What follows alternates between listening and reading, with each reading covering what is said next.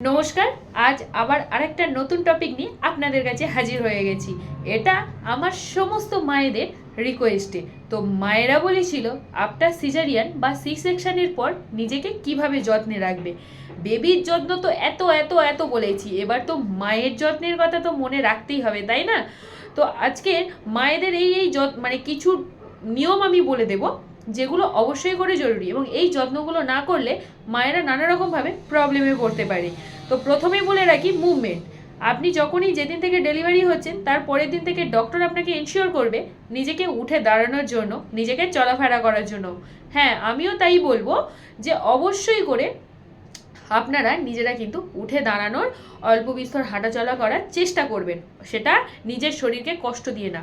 সবসময় বসে থাকলে হবে না, মুভমেন্টটা কিন্তু খুব জরুরি আফটার সিজারিয়ান।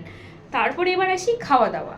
অনেক মায়েদের মধ্যে ভ্রান্ত ধারণা থাকে যে ভিটামিন সি যুক্ত খাবার খেলে নাকি সেলাইয়ের বা পেস্টিংয়ের ওই জায়গাটা শুকায় না, কিন্তু এখন নিয়মটা একটু চেঞ্জ হয়েছে। ভিটামিন সি যুক্ত খাবার খেলে সেলাইয়ের ওই জায়গাটা খুব তাড়াতাড়ি, শুধু তাই না, ভিটামিন সি যুক্ত খাবার খেলে আর কি কি হয়, ভিটামিন সি খাবার আমাদের রোগ প্রতিরোধ ক্ষমতাটা বাড়িয়ে তোলে এবং শরীরে একটা আলাদা এনার্জি থাকে। তাছাড়া ভিটামিন সি যা যা গুণ থাকে সেটা কিন্তু অবশ্যই করে মাথায় রাখবেন। তাই ভিটামিন সি যুক্ত খাবার খেতে হবে। আর এই ফুড হ্যাবিটের মধ্যে বলে রাখি, যে খাবারগুলো খেলে মায়েদের বদহজম হতে পারে, অ্যাসিডিটি হতে পারে, গ্যাস্ট্রাইটিস হতে পারে, সেগুলো কিন্তু খাওয়া চলবে না। 2 নম্বর পয়েন্ট। 3 নম্বর পয়েন্ট হচ্ছে হাইড্রেশন। মায়েদেরকে 3 লিটার জল খেতেই হবে।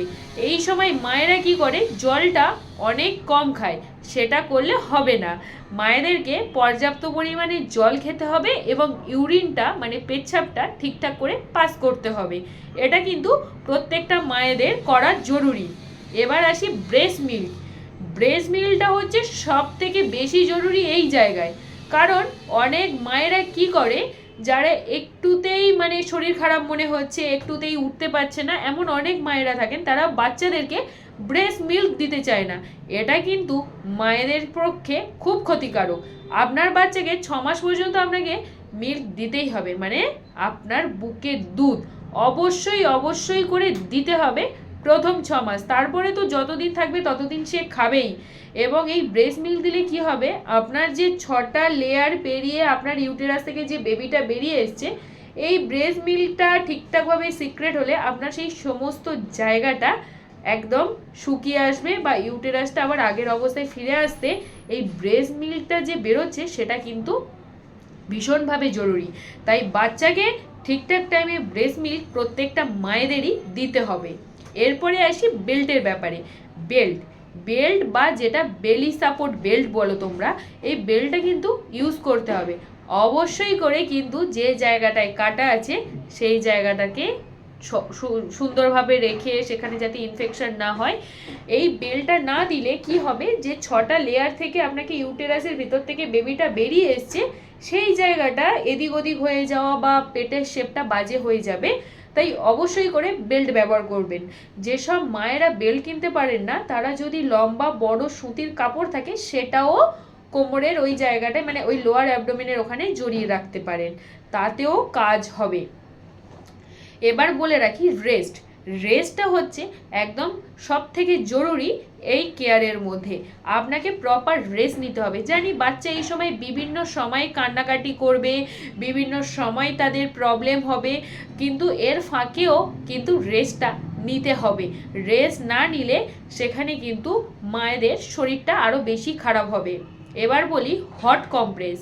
হট কম্প্রেসের মধ্যে কি করতে হবে, আপনারা যে বাড়িতে হট কম্প্রেস ব্যাগ আছে সেই ব্যাগের মধ্যে গরম জল নিয়ে কোনো টাওয়েলের মধ্যে মুড়ে আপনারা হট কম্প্রেস নিতে পারেন, খুব আস্তে আস্তে, বেশি চেপে না। আবার কি করতে পারেন, হট কম্প্রেস কিভাবে নিতে পারেন, গরম জলের মধ্যে টাওয়েলটাকে পুরো চুবিয়ে দিয়ে সেটাকে ভালো করে জল বের করে আপনি হট কম্প্রেস নিতে পারেন। এইভাবে দিনে একবার করে আপনি নেওয়া যেতে পারে। Doctor check up. Doctor check up after 10 days আপনাকে ডক্টর চেক আপ অবশ্যই করে করতে হবে, বা অ্যাকর্ডিং টু ডক্টর অ্যাডভাইস আপনাকে যখন যখন চেক আপ করতে বলবে সেটা কিন্তু অবশ্যই করে আপনাদেরকে চেক আপে যেতে হবে। তা না হলে কিন্তু অনেক সমস্যা হতে পারে। এছাড়াও যে প্রবলেমটা হয় মায়েদের অনেকটা সাইকোলজিক্যাল প্রবলেম হতে পারে, কারণ বেবি হওয়ার আগে আর বেবি হওয়ার পরে অনেক কিছুর পরিবর্তন হয়, হরমোনাল চেঞ্জেস হয়। তাই প্রত্যেক মায়েদের বলবো হাসি খুশি থাকবে, পজিটিভ থাকবে, বাচ্চাদের সঙ্গে ভালোভাবে মিলেমিশে কথা বলবে, বেশি মোবাইল দেখবে না, আর বাড়ির লোকের সঙ্গে বেশি বেশি করে মিশবে। আর এই জায়গাটায় বাড়ির লোকের অবশ্যই করে মায়ের সাইকোলজিক্যাল, ফিজিক্যাল, মেন্টাল সব দিক দিয়ে খেয়াল রাখাটা অনেক জরুরি। তো আজকে ভিডিওটা আমি এখানে শেষ করছি। যদি ভালো লেগে থাকে অবশ্যই করে জানাবেন, আর আমার চ্যানেলটিকে সাবস্ক্রাইব করে দিতে ভুলবেন না।